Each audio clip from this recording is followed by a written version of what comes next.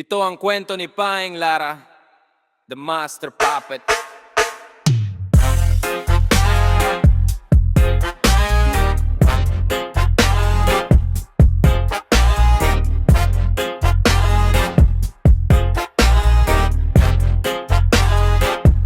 Yo.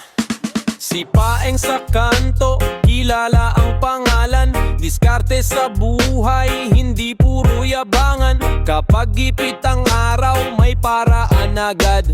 Hindi umaatras kahit mabigat ang lakad. Malinis ang forma, preskong gumalaw. Kahit simpleng damit, mapapalingon ang tanaw. May dating sa babae, aminadong chick boy. Pero hindi ng lolo ko, chill lang ang homeboy. Hindi mayaman pero may sariling diskarte. Pinaghihirapan lahat, walang shortcut sa parte.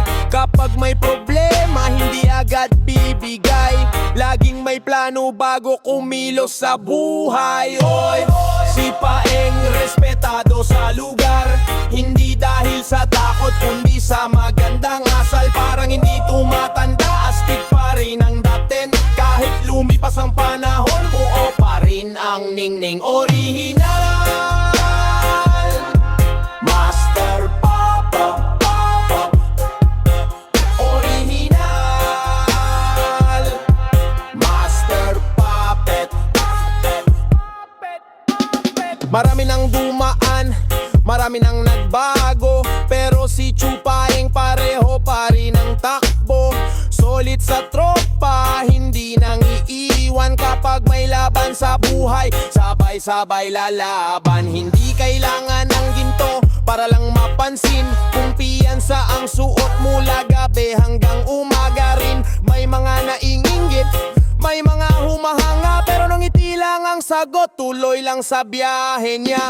Old school ang tibok, old school ang galawan. Respeto ang puhunan, hindi kayabangan. Kahit ilang dekada ang dumaan sa daan, si Paeng pa rin ang pangalan. Yeah! Hindi lahat ng astig ay maingay. Minsan ang tunay na lakas nasa diskarte, respeto at paninindigan. Si Paengots.